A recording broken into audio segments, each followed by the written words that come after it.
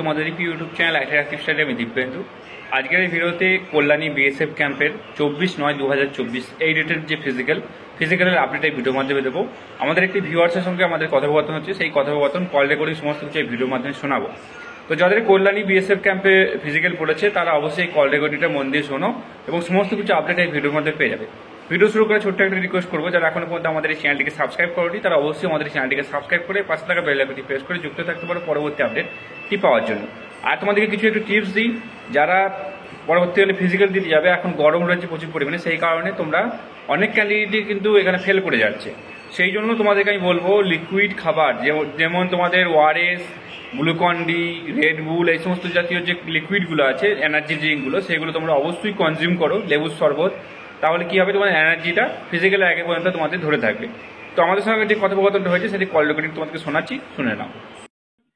হ্যাঁ বলো, দিব্যেন্দু বলছি। হ্যাঁ, বুঝতে পারছি দাদা। ভালো আছেন? হ্যাঁ ভালো আছি, তুমি ভালো আছো? হ্যাঁ, ভালো আছি। ওর আগে ফিজিক্যাল ছিল?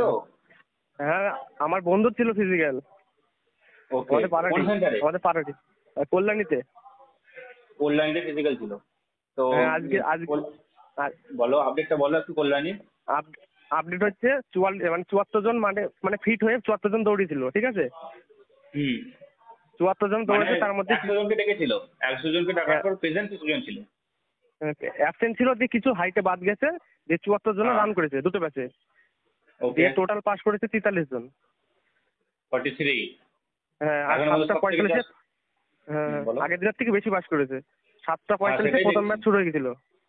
প্রথম ব্যাচ 7:45, সেকেন্ড ব্যাচ? হ্যাঁ, সেকেন্ড ব্যাচ বললো 8টা কততে বললো, এরকম বললো 8টা কততে যেন হয়েছে, ওই 40-এর দিকে এরকম। ওদের রানিং ট্র্যাক কত আছে কল্যাণীতে? রান 2.5 কিলোমিটার যাওয়া আসা। 2.5 কিলোমিটার যাওয়া, 2.5 কিলোমিটার আসা। হ্যাঁ, মানে কল্যাণী যেখানে আগে যেখানে মাঠ হতো তো, ওখানে এন্ট্রি করাচ্ছে, এখানে এন্ট্রি করে গাড়ি করে আর একটু দূরে নিয়ে যাচ্ছে, জাগুয়ার না কি বলছে ওই জায়গাটা নিয়ে যাচ্ছে। হ্যাঁ, ওই একটা কালী মন্দির আছে, কালী মন্দিরের ওখানটা নিয়ে হ্যাঁ যাচ্ছে। হ্যাঁ হ্যাঁ, ওদিকে নিয়ে যাচ্ছে একটু দূরে, দিয়ে ওখানে গিয়ে রান করাচ্ছে। বুঝলাম। ওদের কি আগে ডকুমেন্ট ভেরিফিকেশন হয়েছে? ডকুমেন্ট, হ্যাঁ, কালকে না না, ওদের তো এখনো ওইটার খবর জানি না, শুধু রান পাস করলো সে বলে দিল, ঠিক আছে? তখন ফোন করে আমাকে বলেছিল দুপুরবেলায়, যে বাকি খবর তো জানেন, তখন তো ফোন সুইচ অফ। এখনো ছাড়েনি ওদেরকে, তাই তো? ছাড়েনি। আর কালকে যাদের হয়েছিল, কালকে তো বলেছিলাম 23 জনে পাস করেছিল, হ্যাঁ, যে তাদের আজকে ভেরিফিকেশন হয়েছে, ভেরিফিকেশনে 2 জন বাদ গেছে, একজন আসেনি। বাদ গেছে 2 জন বাদ গেছে, একজন আসেনি। 20 জনের মানে কলকাতায় নিয়ে গেছিল ওদের মেডিকেল করতে, টেস্ট হচ্ছে। তারা এখন আসলো ক্যাম্পে, মেডিকেল কালকে হবে, কালকে। ওদের কালকে মেডিকেল হবে, তাই তো? মানে মোটামুটি 3-4 দিন টাইম লাগছে তো একটা রিক্রুটমেন্ট প্রসেস কমপ্লিট হতে। 3 দিন লাগছে। 3 দিন লাগছে। হ্যাঁ, তাহলে যে অ্যাকশন ছিল সে মনে হয় বহিরাগত ক্যান্ডিডেট সম্ভবত, ভয় আসে না হ্যাঁ হয়তো। হ্যাঁ, কল্যাণীতে একটু কম, দুর্গাপুরে একটু বেশি আসছে বহিরাগত। বুঝলাম। তোমার কবে আছে ফিজিক্যাল? আমার নভেম্বরের 1 তারিখে পড়েছে, রসুনবাগে।